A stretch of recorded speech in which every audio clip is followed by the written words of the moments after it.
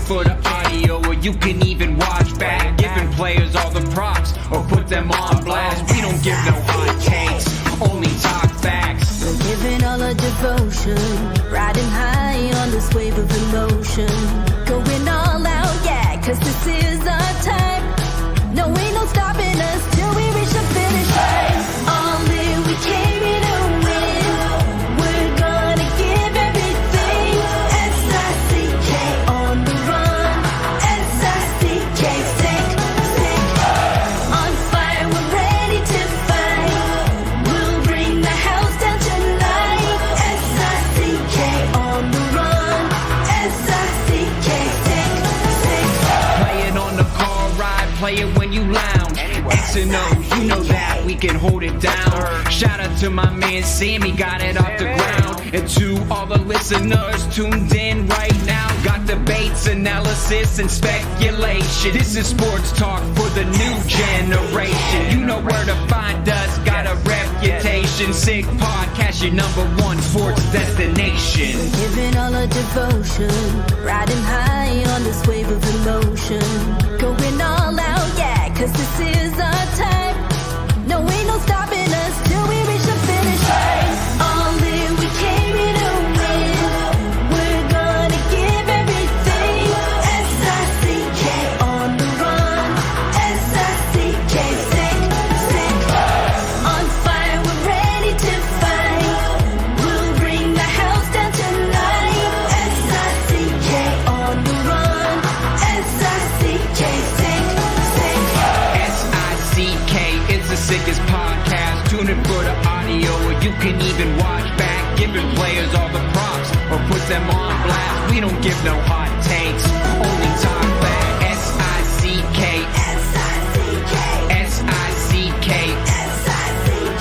S-I-C-K, S-I-C-K, S-I-C-K. All in, we came here to win. We're gonna give everything. S-I-C-K on the run. S-I-C-K, sick. S-I-C-K is the sickest podcast. Tune in for the audio, or you can even watch back. Giving players all the props, or put them on blast. We don't give no hot takes, only talk facts. We're giving all our devotion, riding high on this wave of emotion. Going all out, yeah, 'cause this is our time. No, ain't no stopping us till we reach the finish line. All in, we came here to win. We're gonna give everything. S-I-C-K on the run. S-I-C-K, sick. On fire, we're ready to fight. We'll bring the house down tonight. S-I-C-K on the run. S-I-C-K, sick. Play it on the car ride, play it when you lounge.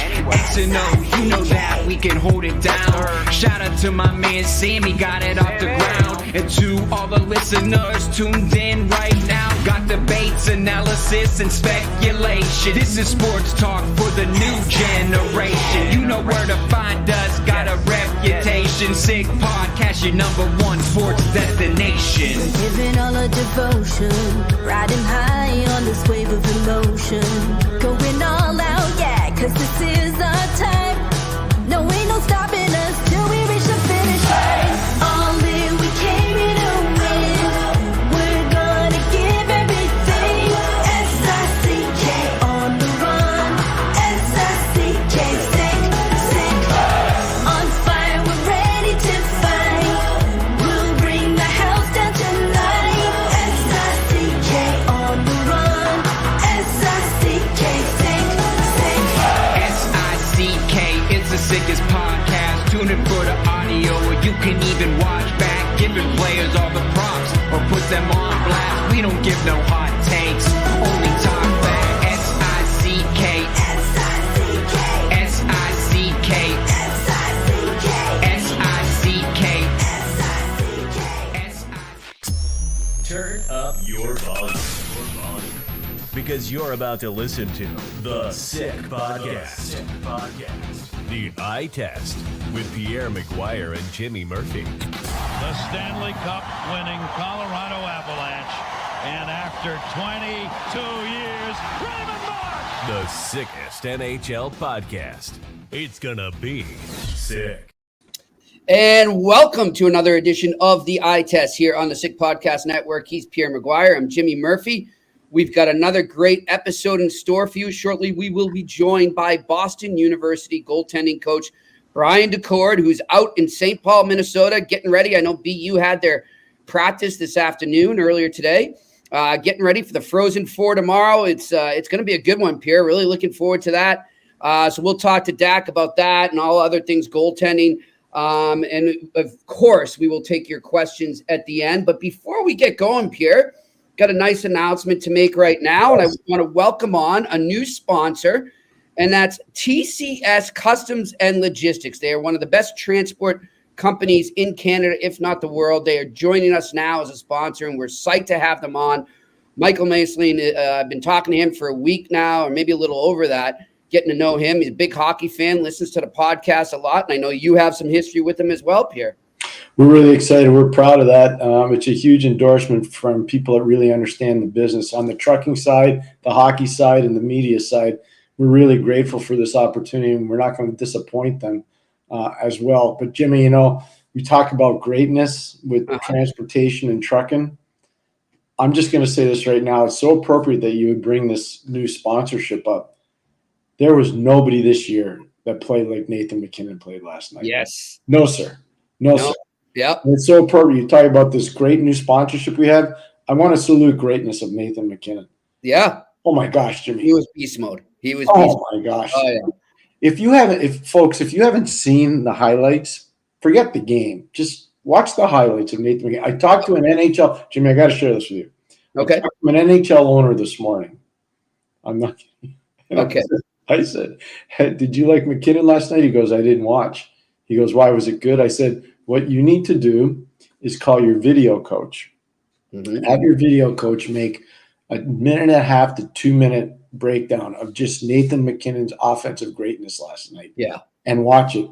He goes, I don't want to get sick. I'm not watching it. We might have to play them down the road. I love it. That's from an NHL owner. It was great. It was so good. That's great. Yeah, I mean, he continues to make a case for the Hart Trophy, and that's why he's the favorite right now. But, Pierre, it's funny you bring that up because I think one of the, the segments we might do that they'll promote will be something like the transporter of the night, and whether that's, a Cal McCarr who is transporting the puck into the offensive zone all night, or maybe we do the trucker of the night, and it's a Nathan MacKinnon who's just barreling down. He was just great, Jimmy. How good he was last night is unbelievable. Yeah, unfortunately, I didn't get to see it, but I'm going to check those highlights out again, Pierre. And look, he's been something else. There was greatness all over the league last night. Stamkos gets a hat trick. Austin Matthews scored again. 60. By the way, I got to get to that in a second. And then, of course, our man Juraj Slafkovsky getting his first NHL hat trick. One of the youngest Canadians to ever score a hat trick in the history of that storied franchise. And, man, if you aren't sold on him now, I don't know what you're waiting for. Get on the train now. Well, you can, because he's arrived, Pierre, and he's just going to get better and better from here. So happy to see him. Do people apologize for being wrong on that? Do people apologize for being wrong on that, for ripping the Canadians apart? Do people apologize? They write columns saying, you know what, I got it wrong. Yeah, no, unfortunately, nobody does that. That's not how that works, right? Yeah, unfortunately, that's not how it works in this world. But anyhow, he's been great, just great hockey all around. Some rough stuff as well on the Rangers Islanders. Setting the table, for the playoffs. Put my hand up. Okay. I'm a big Kelly Sutherland fan, and I know a little bit of Peter McDougall's work. He was the other referee that worked in that game. There was nothing wrong with the first connection. Zibanejad and Pelech. That's just two ships colliding in the night. You said that, yeah. Bad radar for both guys. That stuff happens, okay? We saw that between a referee and a player the other day in St. Louis. Thank God he's all right. And I'm just telling you, it was almost the same play, and it almost happened to the same spot on the ice. And I talked to Steve Kazari via text. He's home. He's resting. He's feeling good. Steve. And he says, I should be back to work soon. So I'm really happy for him. and he watches the eye test as well. So I just wanted you to be aware. But I did get in touch with Steve. We're talking about. But what I didn't like from the Sutherland McDougall combo, the Noah Dobson hit at the end of the game, that is Exhibit A of hitting from behind. Mm-hmm. And he got Trocheck in the trolley tracks, and he got him. Yep. That's a penalty. I'm not saying it's a 5 in a game. I'm not even going there. All right. I'll just say that's a penalty. Yep. And how you miss that on a puck-carrying player, that can't happen. Yeah. That cannot happen, Jimmy.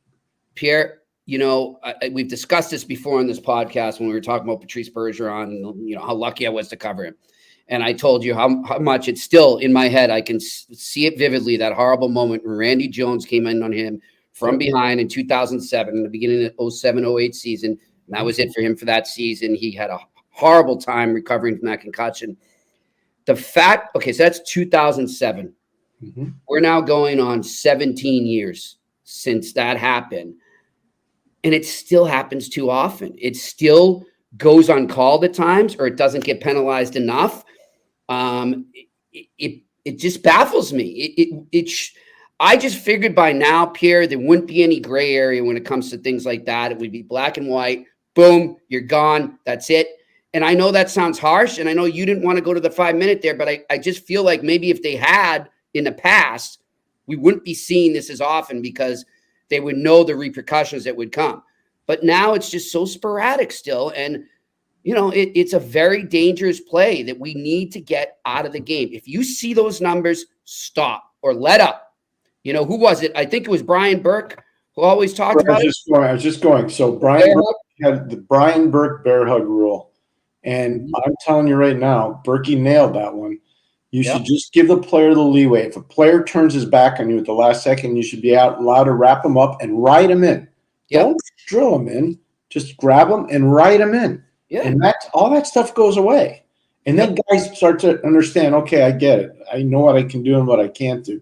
But that hit last night, and I'm telling you, Kelly Sutherland's one of the best referees in the league. He really is. He's very, very good. And like I said, I'm being totally transparent. I don't know McDougall's work as much. I've done a bunch of games when he was breaking in, but I don't know his body of work as much. So I'm going to just say I can't speak to him. But Kelly was there last night, Sutherland, and I was shocked there was no call on that. And I have no skin in the game. I don't care who wins and loses that game. I don't care. You just love the game. I know that. Yeah. And I'm glad Trocheck didn't get hurt, by the way. He's had a heck of a year for the Rangers. Not a good year. He's had an unbelievable year. That would be a huge loss. Pierre, quickly, because we got Brian Daccord now, I want to ask you this, and you can even think about it. We'll get back to it. But I wonder, too, is this a byproduct of the mentality of officiating changes a bit as we get to the playoffs? A lot more physicality, a lot more walking the line physicality is allowed. I wonder if that's what that was. That's all. Not saying it right or wrong. I'm just wondering. No, it's fair to ask. I don't know, and I don't think it'd be appropriate to speculate on that because that's a pretty serious thing. Yeah. So I'm going to say I'm not going to speculate on that. But what I would say though, I do think the standard changes. What I'm prepared to say is I do think the standard changes in the playoffs. Yeah. But to say that they're endorsing hits from behind, I don't believe that. I don't. Well, I don't mean that. I mean what you just said, that the standard changes. It always has, and it will. Yeah. And I don't think there's a problem with that. I don't think anybody. No. The one thing that I think, if you're going to relax the standard a little bit, we got to start saving defensemen. And the only way you can do that is obstruct the forecheck just a little. Not a lot. Not tackle football like it used to be, but obstruct a little so those defensemen don't get absolutely ramrodded from, forwards coming at 35 miles an hour. But all I want to get back to the positive part of this, that Nathan McKinnon, what he's doing and what he did last night, Jimmy, I'm just telling you, that was monumentally impressive. Yeah. And you know what? I saw a hell of a goal in the Carolina. Svechnikov's goal? Svechnikov, the third time he scored the Michigan. So we're going to talk about that a little with our next guest here. Join us now here on the Eye Test on the Sick Podcast Network. Brian Daccord of Stop It Goaltending, also the goaltending coach for Boston University. He is out in St. Paul, Minnesota right now for the Frozen Four. Dak, how you doing, buddy? I'm doing fantastic. Thanks for having me on today. You guys look like you're into one right now. You're like debating hard. That's what we do. But we always respect each other's opinions. We have a lot of fun here, and we're glad you can join the fun. Dak, I'm gonna give my 2 cents. Like, get rid of the trapezoid. Let the goalies play the puck so the D's don't get killed. There we go. It's not that complicated. So I've been talking about this for 15 years, Brian, and I couldn't agree with you more. The trapezoids should go away. Doesn't need to exist. No. Marty's not in the league anymore. Hey, I'll tell you what happened. Marty Turco, Eddie Belfour, and Marty Brodeur, and Jeff Hackett, those 4 goalies caused the trapezoid. Yeah. Yep. They couldn't figure it out. So, okay, let's make a new rule. Yeah. But now they're gone. I like that. I mean, why do we still have it if they're gone? Nobody else is really doing it, are they? It's an exciting – look, you want to get the fans out of their seat? Have their goalies skate out 40 feet from the net to go play a puck, and everybody is dialed in at that point. It's an exciting part of the game. Let the goalies fire the puck around, and if you don't want the goalies to handle the puck, well, hard rim it. Don't let them get it. Yep. Or soft chip it. Like fine, but get rid of that stupid trapezoid. So you know it's really good. We're having Dak on. Brian, you're a Montreal guy. You'll like this. Oh. Scotty Bowman says, let the goalies handle the puck because they're going to make more mistakes than defensemen. Let them handle it. And that's going to bring people out of their seats. There's going to be more goal-scoring opportunities than ever if the goalies are handling it all the time. Let them play it. Yeah. Exactly. So, Brian, how you been? How's this season been for you? What a season for the Terriers, but specifically just for you joining the staff there. What's that been like? It's been fun. It's been a big change, right? Like over the last, to go back on the ice again, I was in scouting and management for both Toronto and Arizona before coming back home and doing the BU thing. It is nice to sleep in your bed every night, though. I'll tell you that much. My wife actually likes me again. It's really neat. So that's been fun. It's been a really fun team to be associated with. There's just so, when you're a coach, like, you're a coach and you come in between periods and you go, we need a guy that can win a draw for us, or we need a puck moving defenseman, or we need an offensive defenseman, or like, basically we don't have that. This is the most well-constructed team that I've been a part of. We have, Macklin up front, Celebrini, dynamic, skilled, playmaking forward. We've got some big guys. We've got some speedsters. We've got defensive defensemen. We got Lane dangling with the puck as a blue liner. We have a goalie that's just taken off this year. So it's been really fun. It doesn't mean that everybody's going every night, right? But we have all the pieces to make this work.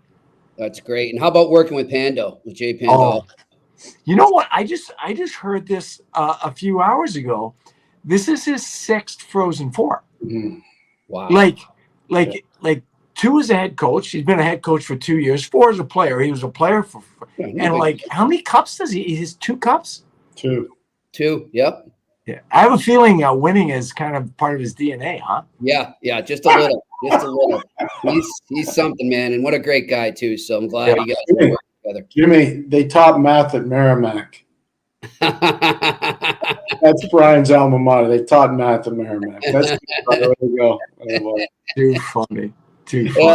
And of course, Brian, another great story this year, of course, has been your son, Joey Daccord, and what he's done. And I go back to that moment at the Winter Classic. I guess take us inside what it was like to be a proud father that day.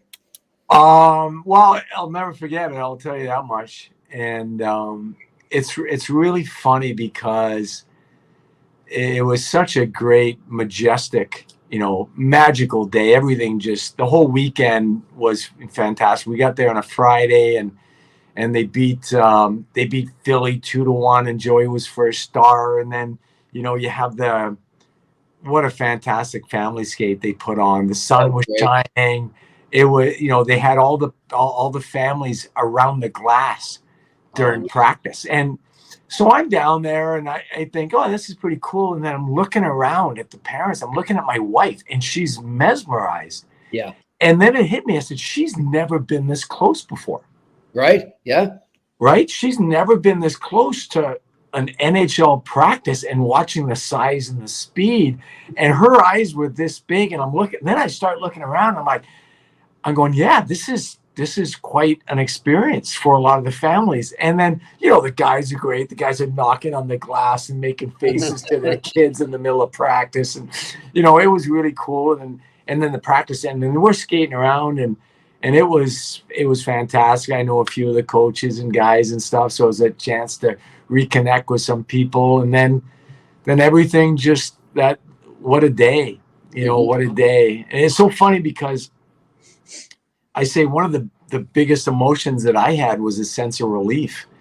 And as a goalie parent, we all have kids that are players all and you try to make the right decisions for them. And there's so much that comes at these goalie parents and these hockey parents, so many, you got to play in this tournament. You got to play for this team. You got to go to that spring skill. Like, it's nonstop. And as a parent, you don't want to make the wrong decisions, right? So when you have like a pinnacle moment like that, you kind of sit back as a parent, go, I didn't screw up. Okay, I didn't screw up for my kids. So awesome. it was a great day. Jimmy, one of the great things about being a goalie coach, and I never was one, but I used to hang around with one guy by the name of Joe Malash, who was pretty darn good at his job. He looked at all the goaltenders like they were his kids. So, Brian obviously has a son that plays in the National Hockey League, but he talked about the goaltenders that he's working with at BU. What do you tell your goaltenders when they have to face Macklin Celebrini every single day? Well, I'll tell you what, you got to be ready for him. Yep. He legitimately, I talk about this all the time. So I've got this goalie school, Stop It Goaltending, and I have these kids, and I work with the kids, and I talk to them. And you think I talk about goalies? I talk about Macklin Celebrini. Yep. And the reason I talk about him is because every single freaking day he tries to get better. He does. If we're running a power play and it's a Tuesday morning and we don't play till Friday and he misses a one-timer, he's mad. He's pissed. He wants to score that one-timer on that drill, and if he doesn't, he can't wait. Right? The next chance. And it's so funny. We started drill. He's the first guy in line. He starts. He's 17 years old. He's the first guy in line. He gets the thing going. Yeah. There's just something about him. He's trying to get better. Mm-hmm. Every day. He's trying to get better. He's not there practicing just to practice, or you have to practice, or I have to do this. Everything we do, everything he does, he tries to get better. And that's why he's going to be so special at the next level, because he's not going to get there and be happy he's there.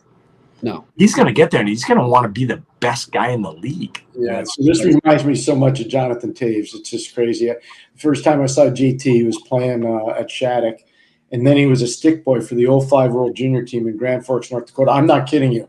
And then the next year, he's on Team Canada in Vancouver. I'm just telling you, I've watched the kid the whole way through. That's Jonathan Taves. You just nailed it, Brian, in terms of how Taves carries himself. And there's so much similarity between Macklin and Jonathan. It blows me away. It really does. Yeah, it's unreal. Brian, tell us about Matthew Cron and the journey he's been on and why he's been able to really, find his game this season. Obviously, he's got a great team in front of him, but more specifically, why he's able to be a key part of this team right now. He's been fantastic at it. It was a switch, moving from Brown, where you're not expected to win necessarily, right? Where they're at right now. And you're going to get 35, 40 shots a game, and you're going to be the star of the game half the time. And you're going to have to do that to give the boys a chance. And then you move into BU and it's opposite, right? So now it's 25, 27 shots a game. And now you've got to be that solid, steady guy that it's not all about you. We've got a lot of weapons. Mm-hmm. And I think that it took a little while in transition to go to settle in, but it was after the North Dakota weekend I really thought that I think we rattled off like 8 or 9 in a row. Yep, I remember. And that was when I saw it really coming. So Mathieu, he wanted to. It was almost like he wanted to do too much, and he was chasing the puck, and then when it started to be like, hey, you know what? Tighten up my structure. Let's just keep the game simple. Let the game come to us a little bit. Don't have to go get the puck. Let the puck come to you. Or I say this all the time. It's not mine, but it's be the mailbox. I like that. The mail's coming to you. Like they want to score. It's got to go between the pipes. Yep. Like it's coming to you. So let the mail just be the mailbox. Let the mail come to you. And I think that that's really helped him. I think he's quieted down his game, and he's just been that guy that now he's a freak athlete. Eh? Like he's so quick and athletic, and now he uses it when he needs to. Right when we need that big cross backdoor pass and come flying across and make that save, he gives us that save. But he's really quieted his game, and he's improved on his structure, and it's been a lot of fun as a goalie guy to watch. Nice. And the thing about Hockey East, he finished with a 924 and a 219, 218, something like that. Goals against him. That's pretty good. Yeah. So I'm going to ask you as a coach to coach, how much does a goalie coach talk to the players about the opposition goalie? So I'm coming from downstairs. I just did the pre-scout for Denver, and that's one of the roles of the goalie coach is to watch video. And so basically what I do is I try to look at patterns. So what patterns can I identify by watching video to help the guys maybe gain a small advantage? So that's my role. And I try not to, I know, Pierre, like there's system overload sometimes where you try to give them too much. So I try to nail maybe 3 things, sometimes 4, and just present them. And we have some video to go along with it. And the videos kind of runs while the guys are having lunch and stuff. So they see what's in the pre-scout, but that's what we do. And that's what my role is, to try to give the guys an advantage. But it's really interesting from a coaching standpoint, because you got to be very careful with how you word things. So let's say you take a goalie and you say, oh, well, you can beat him 5-hole. Okay. Well, you can beat him 5-hole 2 out of 10 times, and that's good. So if you say shoot 5-hole, the guy shoots 5-hole, he stops it, he comes to the bench, hey, Dak, you said shoot 5-hole. Well, shoot 10 times, and I bet you 2 go in. You're right. So Patience. So you got to use words like has a tendency, or that kind of stuff, so that you don't box yourself in too. Dak, you said to shoot high glove. I shot high glove, and he stopped it.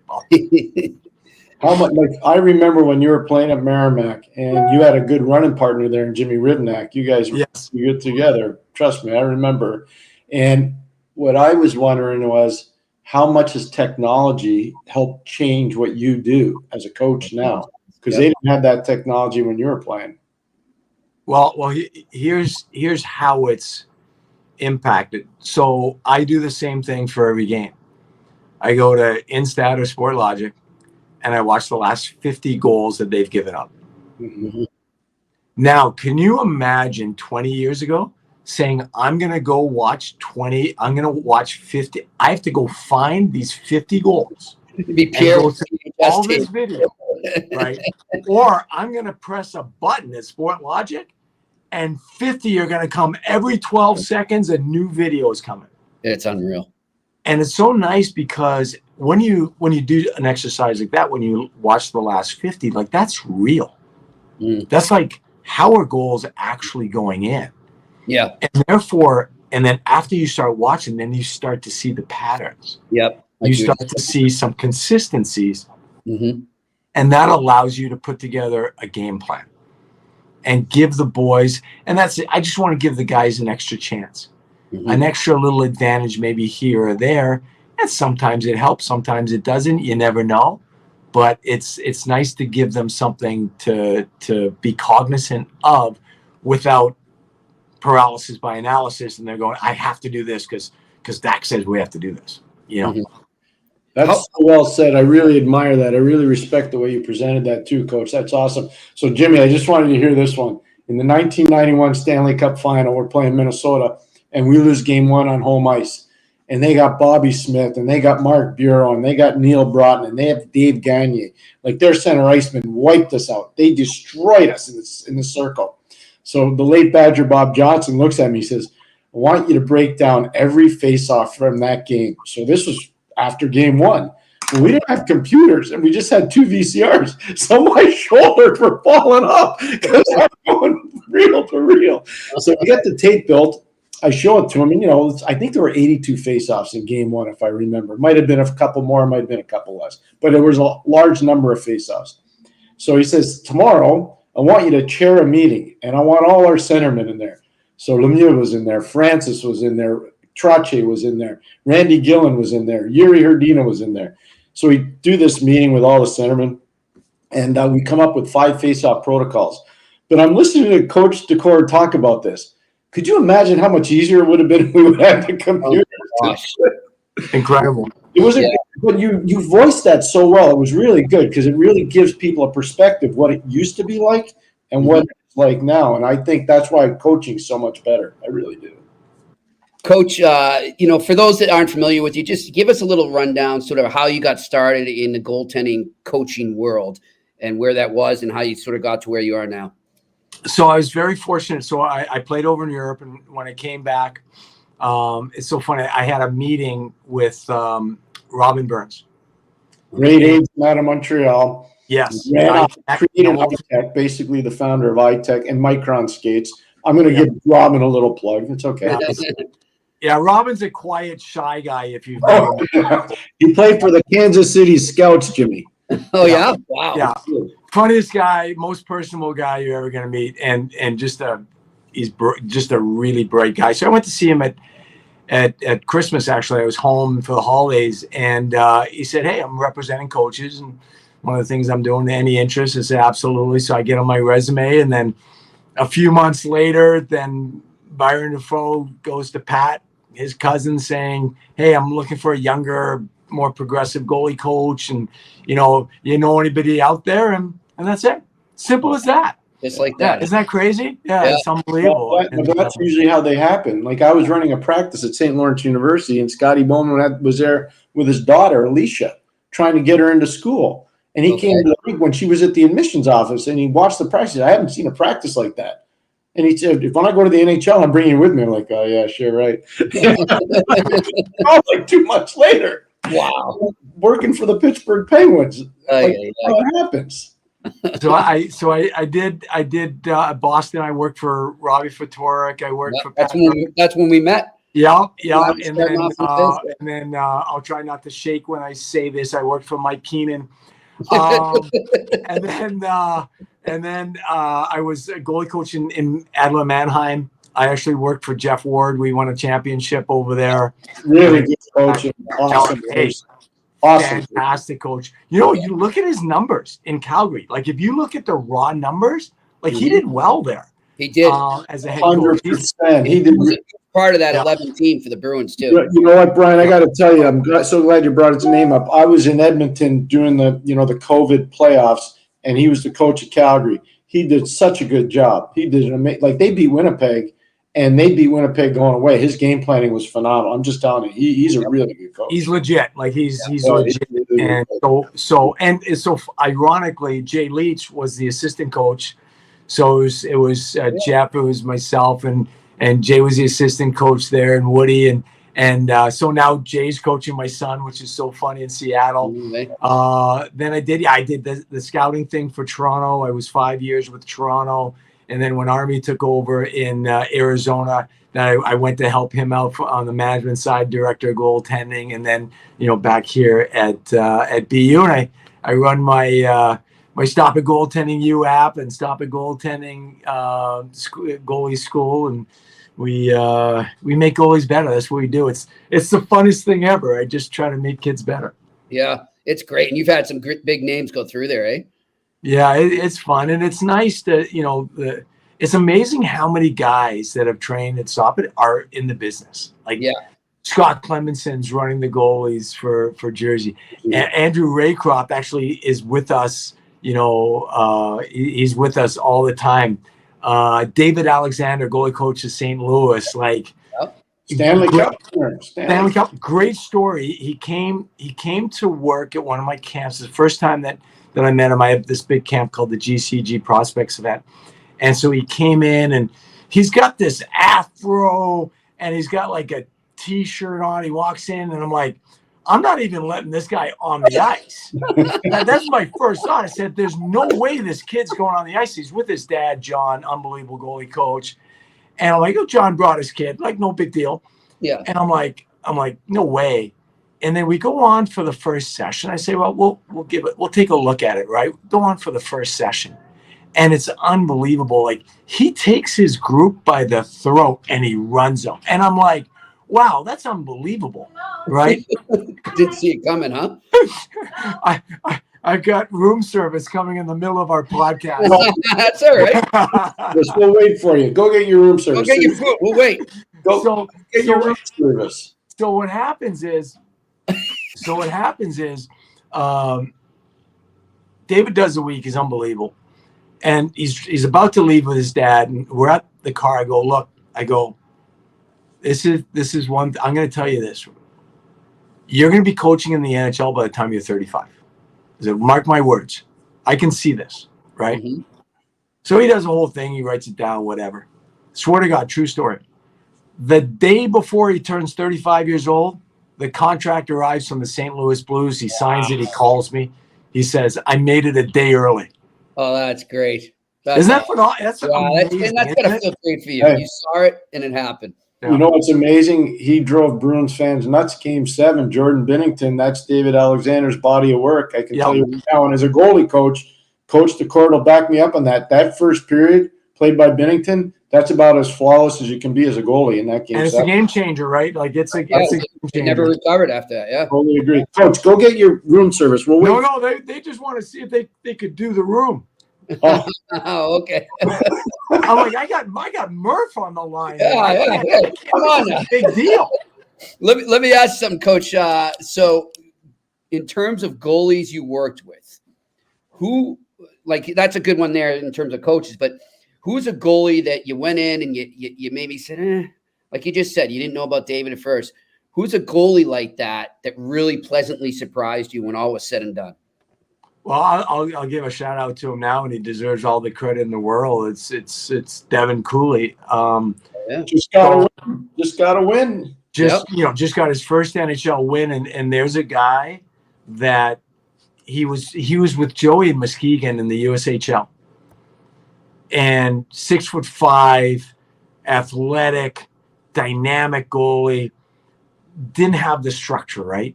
Mm-hmm. And he identified the fact, hey, if I go train at Stop in the summers, if I go work on my mechanics and structure and put it with my system, I'm going to end up pretty good. So he comes to us and he's a walk-on, like a non-scholarship third goalie at Denver. Mm-hmm. And ironically enough, I just met up with the staff there a few minutes ago from Denver, and goalie guy pulls me aside. He says, hey, I just want to congratulate you on Devin. We saw it every year he came back. We saw him get better and better. And it was great. It made me feel awesome, right? But it was the fact that he identified what he needed. Okay? Mm-hmm. And everybody's not the same. Exactly. And some guys need to be on the ice all summer. Some guys need to not touch the ice all summer, right?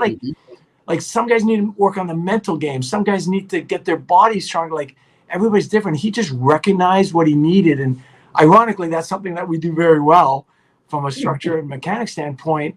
And he would come, he'd get an Airbnb for 8 weeks.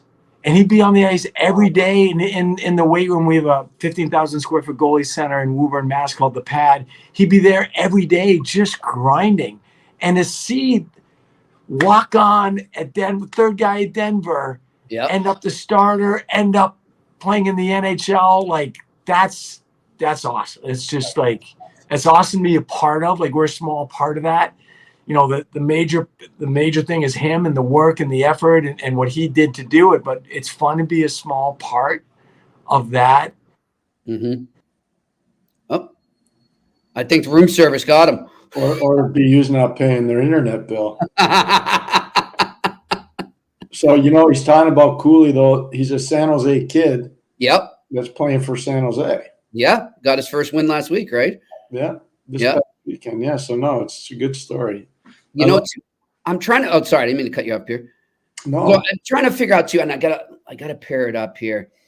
If he was there, I think he just missed Timmy Thomas when Timmy came through Boston when he started. Oh, no, he did not have Timmy. Yeah, it was a few years after. No, he didn't. But, you know, even like that, Pierre, like it doesn't have to be a goalie. It can just be a player. I love stories about late bloomers and kids that stick with it, kids that go to, you know, the far ends of the world to keep it going, to keep that dream alive, and then they circle back and they make it. Did you ever have a player like that, Pierre? Oh, a lot of them. Yeah. It's hard to do, you know, for players. It's really hard because your spirit gets crushed so many times, and how do you bounce back? And that's why character matters so much, and that's why I really believe in the eye test. Body language, you know, a guy's probably not playing a very good game, but his body language is still good. Mm-hmm. Got character. Other guys that they don't care, you know, you can just see, we're losing, I'm mailing it in. If you watch, okay, I'll give you an example. Live fire exercise. Watch Philadelphia last night. Watch the body language of their players when they got torched in Montreal. Yeah. You know? Yeah. Welcome back, Coach. No, we had you. You look better straight, though, Dak. All right. How's this? Is this better? No, you're sideways now, my friend. There you go. Good. How's that? I'm sorry, guys. No worries. No In worries. the hotel, just trying to get by here. We appreciate you taking the time. We know how busy you are. We do. We know how busy It's you are. really fun. It's really fun to be here, frozen. Going on Cooley. Yeah, keep going on Cooley because we were loving that. Yeah, so yeah, he just grinded away, and then COVID hit, and he signed, and East Coast League, American Hockey League, and then you're buried in Buffalo. Mm-hmm. And Andrew Raycroft says this all the time. He says, "You just got to stick around, guys. Just stick around. Keep on getting better. Just get better every day." And he stuck around, and then finally, like, it looks like they got too many guys in Buffalo. Nothing's working out. It's the year's not working out the way he was hoping. Next thing you know, he's in the NHL. Wow. Flying charter. Perseverance. Never going hungry. Ritz-Carlton, it all works.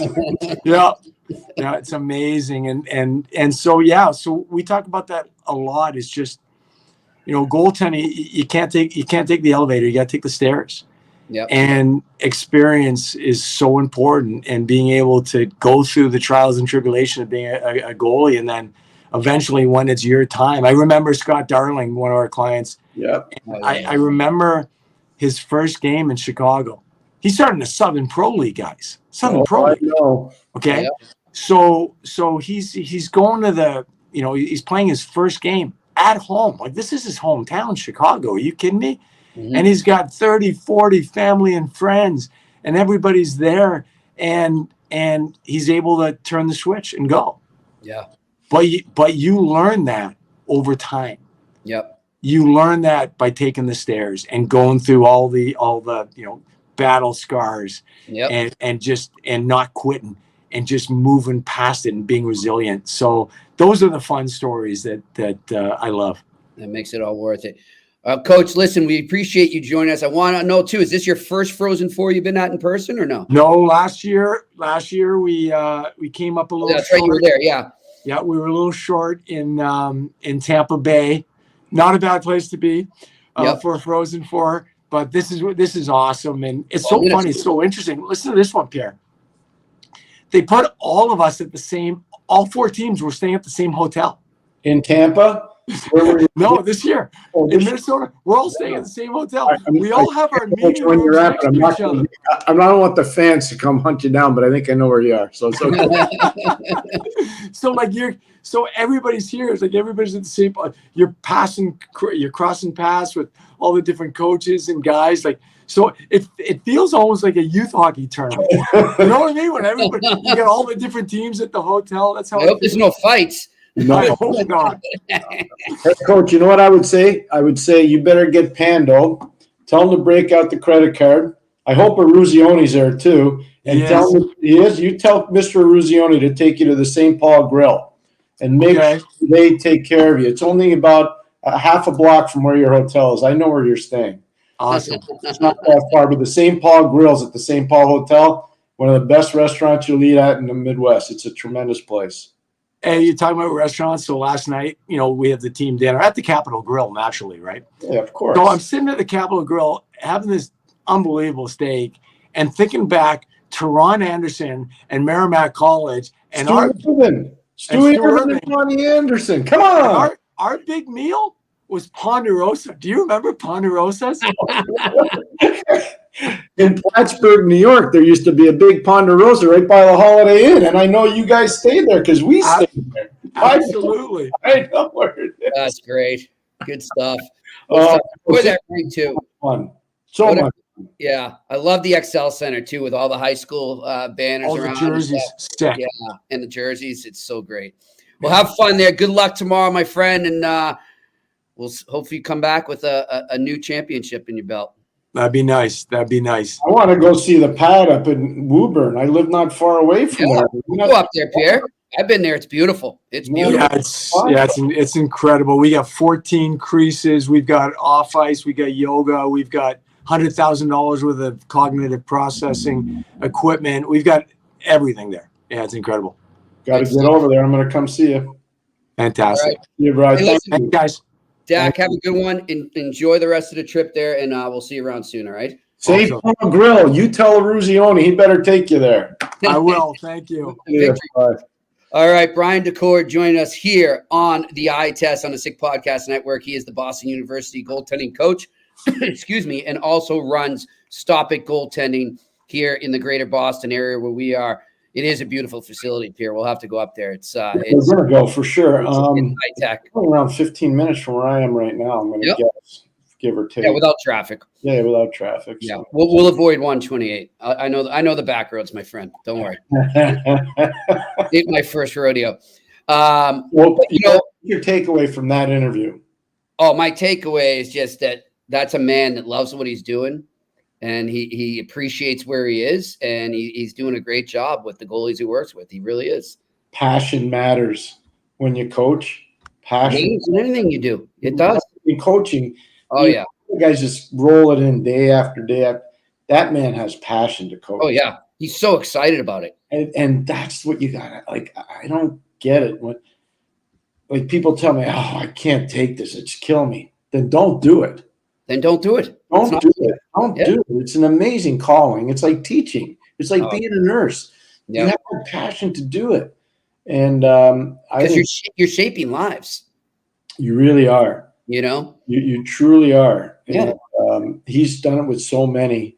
And isn't it awesome that his son has really gone from, Arizona State, started at Cushing Academy. Yep. Goes to the USHL, then he goes to Arizona State, then he goes to Ottawa, then he gets kicked in the pants. He gets put in the expansion draft, and he lands in a soft landing spot in Seattle, but he still doesn't get the starting job when he gets there. He's got to battle all the way up again. Yep. You get a chance. But I just really respect what Brian talked about. I thought his passion came right through the screen at me, and I love it. Oh, no, he's great. And you know what? He was that way 20 years ago when I met him, Pierre, and it's still strong. It's maybe even better. Merrimack played Babson, and he got lit up like a Roman candle. Oh, yeah? Oh, yeah. We had some good days up in that rink in North Andover. Now, I take it was Merrimack. When did Merrimack become Hockey East? That was about 4 years after I left. So I'm going to say early 90s. Okay. I left to go to St. Lawrence in 88, and I'm going to say they became Hockey East like 91 or 2, maybe off by a couple of years, but it's in the 90s. I called a game in that old barn on the radio for UMass back in the day. Yeah, and that was something, man. Oh, I could be wrong, but I think it was called Lawler Arena. It was Lawler Arena. Lawler Arena. Yeah. I'll tell you what, back in those days, the fans were on you. Like they were. Oh yeah, that's what I was just gonna say. We were literally in the stands, like fans in front of me, fans behind me, and they had this little table set up. And they knew who we were. They knew we were with UMass. They're throwing stuff at us, but it was fun. It was great.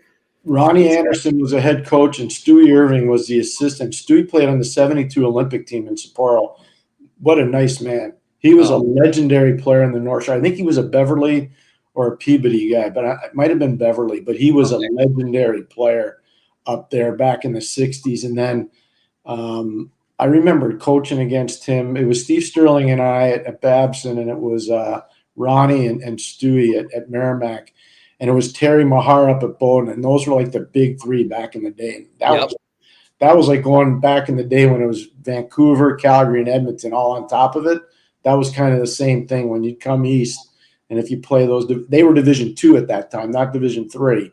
That was hard. That was a hard little junket to go through. It was hard. Yeah. Good stuff. Well, you know what? We're talking about room service there. You know what? Brian wouldn't have to worry about room service, Pierre, if he had, you know what? Factor. If he had Factor, and he brought that on the road. Factor's delicious, ready-to-eat meals make eating better every day easy. Head to factormeals.com/iTest50 and use the code iTest50 to get 50% off. Again, that's factormeals.com, iTest50 for the code iTest50 to get 50% off. And, of course, Manscaped as well. You got to have that when you're traveling on the road. This season, make sure to groom your carpets and the drapes with the leaders in below-the-waist grooming. Go to manscaped.com and use code iTest for 20% off and free shipping. Again, that's manscaped.com and use the code iTest for 20% off and free shipping.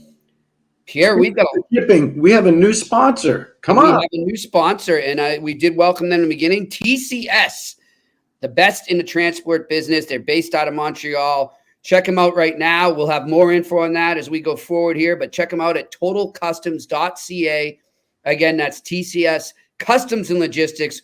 Welcome to the iTest family. We're happy to have you. Thank you to Michael Maislin and the group there, and we're really excited to have you guys on board. We're going to kick butt for you guys. We really are. We are, and you know what? We've got a lot of questions lining up here, so let's get right to it here. Busy night in the NHL. You know what I forgot to bring up with him? What? He would have been the perfect guy. How do you stop the Michigan if you're a goalie? Idea, but I'd probably go to jail. Yeah. Oh, I have an idea too, and I'm with you. I think we're on the same page, but it's not exactly legal. No. But yeah, you know what? Next time we get Dak on it, we'll talk about it because we did see that again from Andrei Svechnikov, the third time, Pierre, that he's pulled that off in the NHL. He's the leader in that goal now. Here's what I'll just say. It's a new NHL. I had the privilege of coaching a guy named Ulf Samuelsson. Mm-hmm. You might have done that once. You're not doing it twice. Exactly. That's what I'm going to say. So you know what? It's funny you say that because I wrote a quick story about it when it happened last night. And in the comments section, there's fans going, "This isn't hockey. What the hell is this?" And I said, "Hey, I'm with you, man. I mean, it's not the hockey I grew up with either, but it's within the rule book now. So if you want to do something about it, you got to do something about it." And he says, "Well, I'll tell you what I'll do. I'll take his goddamn head off. That's what I'll do." But you do the one thing, you can be mad at it, but you have to admire the skill that it takes. It is amazing. It is amazing. It truly is. I wonder too. I mean, it's happening more often. So many guys are trying. It obviously doesn't score as often, but it's being attempted more often. And you know, Swayman, we asked him about it. I was like, is there a way to prepare for it? Or you did think? He's like, honestly, I don't, but like maybe there's going to come a point where I have to get that in the back of my head that it's always a possibility. Hey, and maybe it's going to change the way these goalies think in terms of prep. So if I were a goalie coach today, I'd be looking at that tape, and I'd be looking at the tape of Winnipeg at Nashville and Gabe Velarde's through the legs up and over UC Saros last night. Okay. That was spectacular. I'll check it out. I'm telling you, Jimmy, like that, if Velarde plays like he did in that little sequence in the playoffs, you talked about it yesterday. I thought of you when I was watching it. I was like, boy, Jimmy nailed that guy. That if he does that, Winnipeg's got some unbelievable opportunity here to go on a run. They do. And by the way, Hellebuck, who we talked about yesterday, 45 saves. I saw that. It is good. It is good. It is really good. All right. Let's get to the questions here. And we know we got a lot of Montrealers that are probably pretty psyched about. Before we get to the questions, I just want to play this clip because this was great. Let's go to the clip last night from the Bell Center. Suzuki for Savard. Matheson picks up the pass to Caulfield. Matheson, one-time drive, score! The high ice, Mike Matheson walks into a one-timer. Caulfield, Savard, Matheson, down low, Suzuki, waits, Slafkovsky, score! What a pass! In the second period, and Juraj Slafkovsky is going to be all alone at the side of the net. There's a good battle. Pizzetta nearly took that away. Forrester. The backhand, right to Savard, and Hill springs, Slafkovsky, in, score! Slafkovsky, as the fans litter the ice with hats, a heads-up pass by David Savard as he knocks this puck down. It's Slafkovsky who's coming off the bench. I mean, that was fun to watch. That kid has arrived. And you know what I love? He's just having so much fun out there. Like, he loves playing hockey. He loves the fans. Did you see afterwards when they pulled him out to take the number one star award and they wouldn't let him talk? They just kept cheering. And he kind of looked at, I don't know if it was Mark Denis who was on the ice with him. And he's just like, do I talk? Like, what do I do here? And he's like, no, enjoy the moment. It was great. It was just I had great. one of those things with Patrick Maroon after a St. Louis-Dallas playoff game. They had beaten Dallas, and Patty had a really strong game. And, you know, he's a St. Louis kid. And I remember him looking at me, and we were just overwhelmed with all the crowd noise, and they were right on top. Nobody left.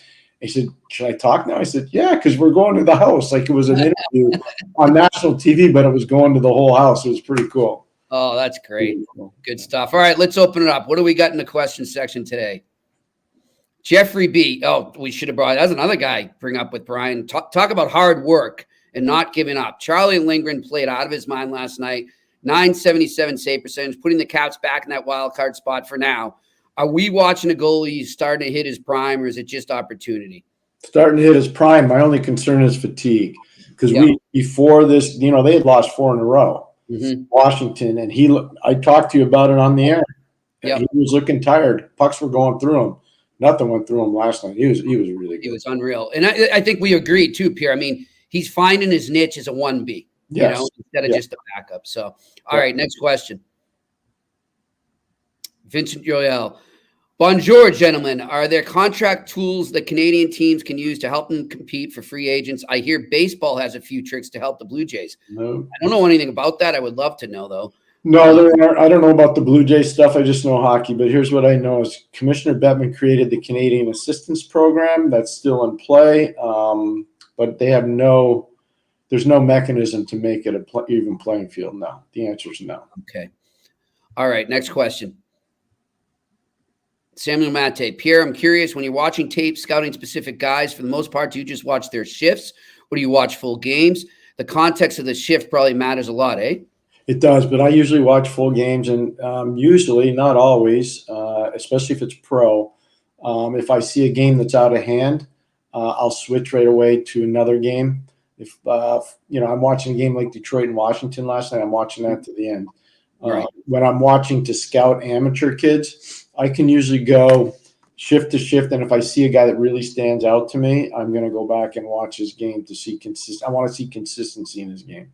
That's a really good question. It is. Jimmy knows this. More times than not, I like to be at the rink. And so I was laughing when Coach Daccord was talking about Macklin Celebrini. I've seen that movie that he's talking about at practice. Yeah, I was just going to say, Pierre does most of his scouting at practices, not games. And he does because, as he's told us before, you see the true player and, really what the kid can do or how dedicated he is, like he was just saying about Celebrini.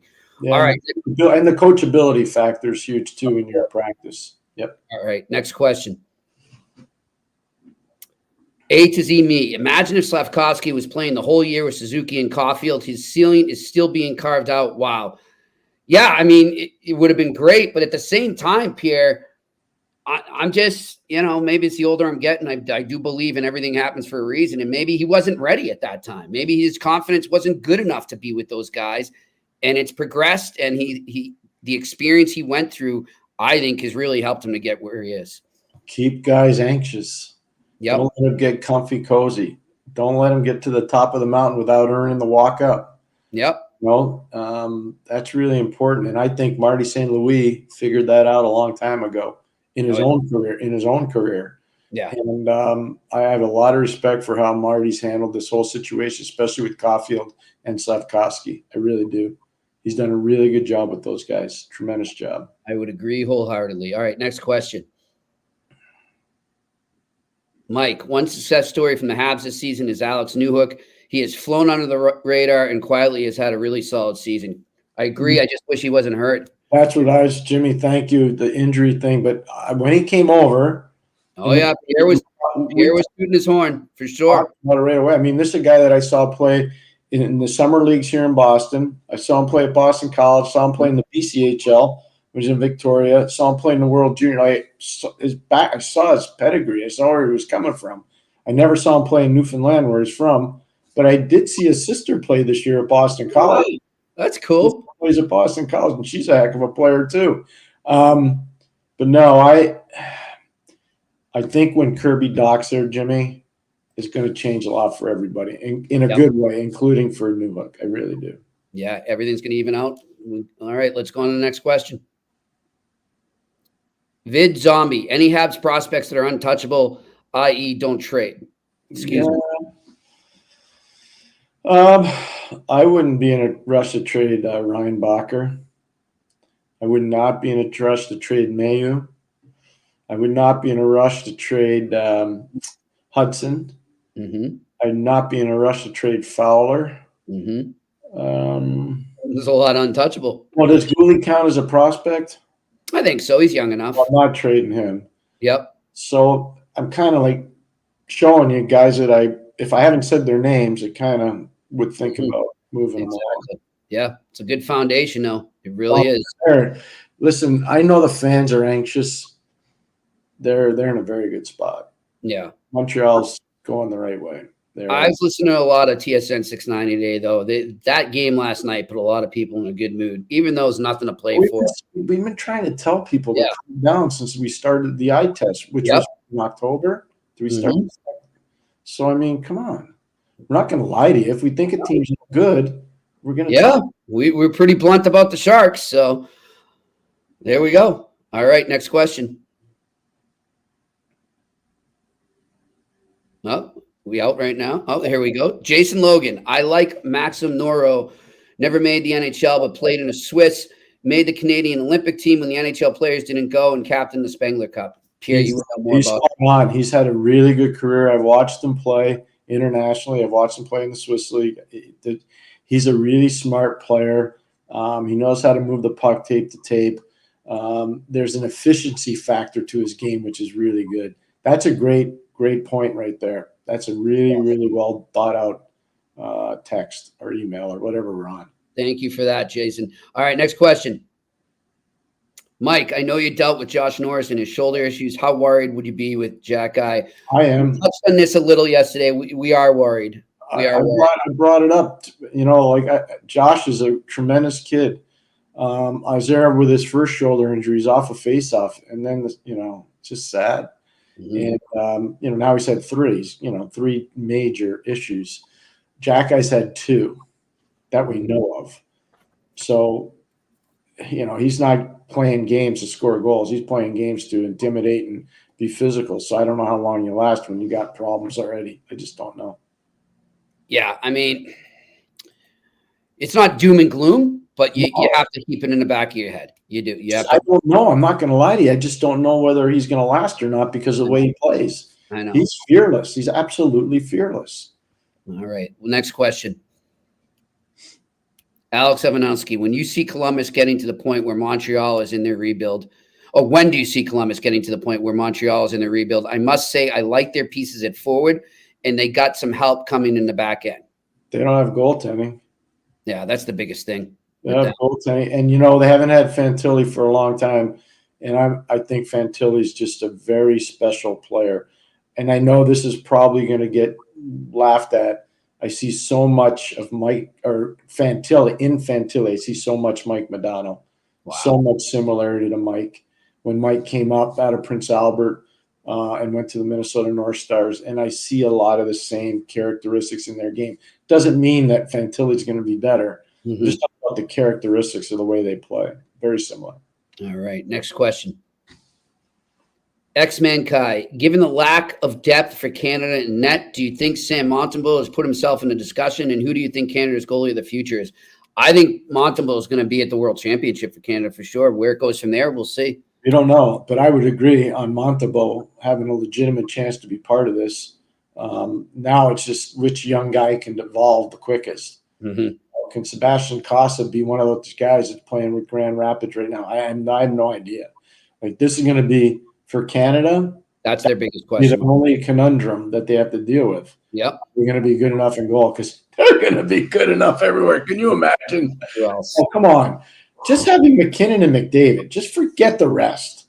And then you add Sid. Add Sid to the party. Yep. And then just start looking at all the firepower you have. Like, that's crazy. I know. But USA is going to be pretty good too, Pierre. They will be.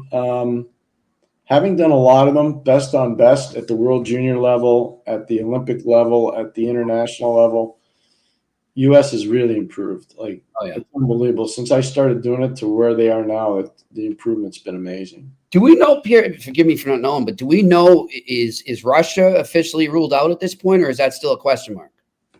Not in. Okay. How do they say it in Russian? Niet. Niet. Okay. All right, next question. Samuel Mate. Before it fell apart for Philly last night, it was strange. In the first, they were running it tight in the neutral zone and waiting for a Montreal mistake. Were you surprised they weren't checking hard like normal?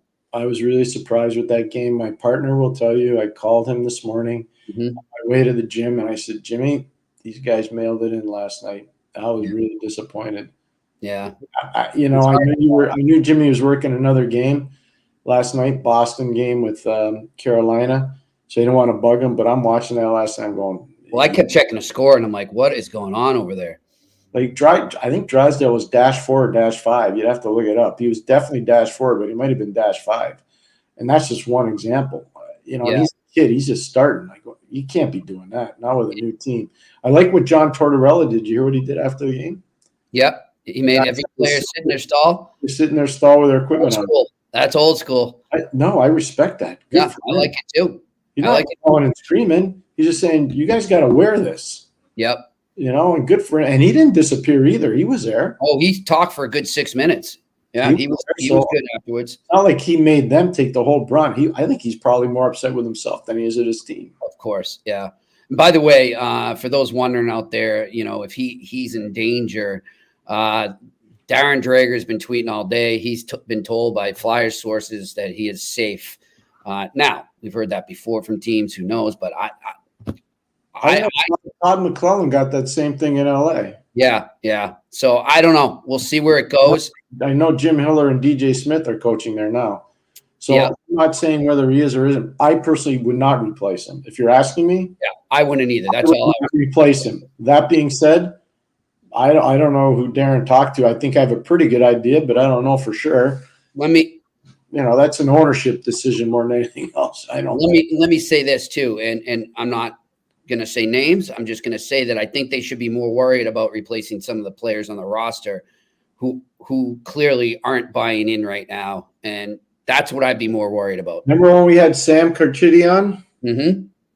And remember I said to him, just watch the tape and see the guys that are turning the puck over and the guys aren't paying attention in their own zone. Those are the guys Torts is mad at. Yep. Those are the guys. And I'm going to say this too. Now, I know obviously Flyers fans want their team in the playoffs, and they were excited. This was a great story for most of the year, and it's just fallen off a cliff. But at the same time, Pierre, they've got a good body of work to work with when they're constructing this roster going forward now. They can identify a lot better. Let's say they went on a tear down the stretch, Pierre, right? And they stay in that third slot, and they go to the playoffs. Let's say they even pull off a round and they win a round. You're not those guys that you maybe need to move out are not going to be standing out as much. You're not going to see. They can identify a lot right now, so they've got a good template, so to speak, to work with in the offseason. That's well said. I agree with that. You got to just take it as it is and learn from the mistakes. The one thing I'd say is the Flyers are back. They're relevant in their community. They really are. They lost their way for a while.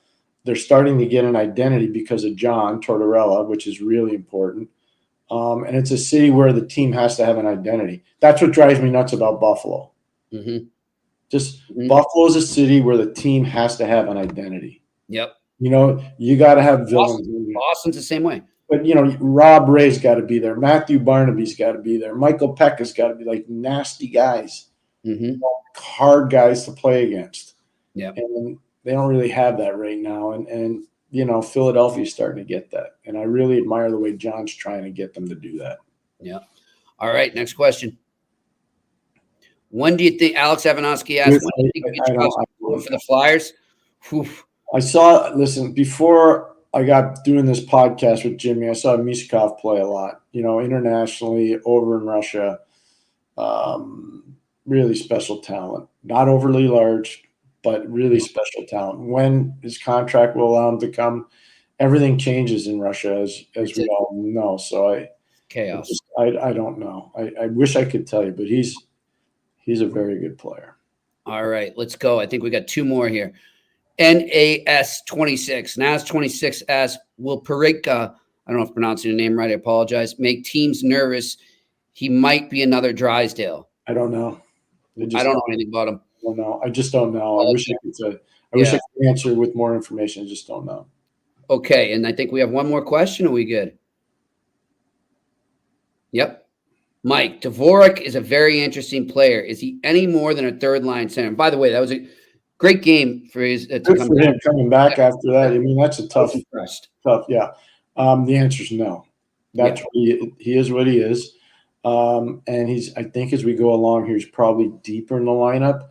So it becomes a battle. Who's going to be there? Who's going to be more cap friendly? Dvorak, who is not cap friendly for his role, or Jake Evans? I'm a big Jake Evans fan, Pierre. You know what I think of Jake. I'm a big fan of Jake. Yeah. I know people get mad because he didn't put up big points, but Jake, plays there. No player in the NHL this year has played more shorthanded minutes than Jake Evans. No player. That's a good stat. Good stat to know. All right, we have any more? Last call. All right, there we go. Vincent Yoel. Other than the game, what are 3 hockey books that are must reads? That's a great question.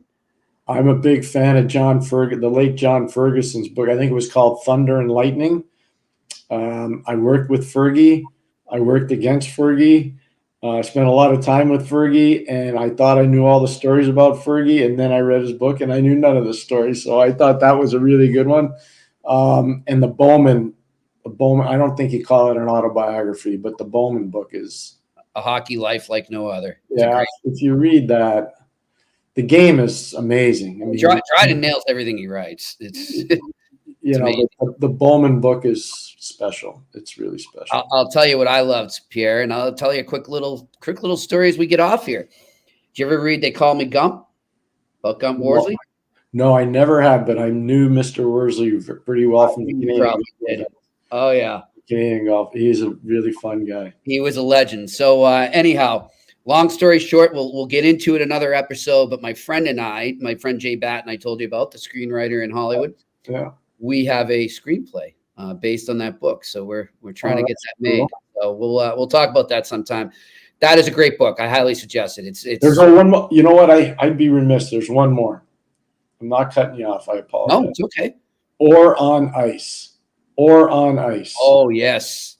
I was a little kid, and I remember I think my parents got me that for Christmas. It's one of my Christmas presents. It's a really good book.